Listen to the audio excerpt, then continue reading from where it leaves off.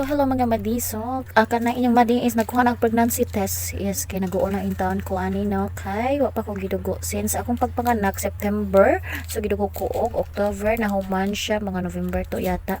Tapos may undang na siya. Pag January is gidugo ko balik mga madi. So nahog na siya og kuan 6 days man siguro to kung dugo or 7 days tong madi. Tapos nagpills ko ato.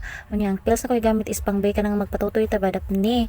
Unya madi is ning paghunong sa kong dugo is nahunong na sa kong pills kay grabe ang pills yun madi is mura jud kag dragon nga gamayng bikil hala mura ka na mobuga og kayo. So tinuod jud nila giingon kung mag-pills kay is mura ka og sa puton ka pirmi ba. Unya kay ako is na curious na jud taon ko kay wa pa jud ko gidugo nya ni hunong kaya ko og pills ato pagkahuman sa kong dugo so nagpiti ko dai madi diha madi tanawa kay ako na magita og bilbilan.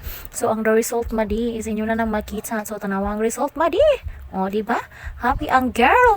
O happy na ang world. So nagpapiti ko ana is wala by April. So karon pa ako gi-upload nga madi. Happy na ang madi pwede na siya mag-party no sa iya nakita ang result. Oh, thank you for watching mga madi. Bye. Be kind.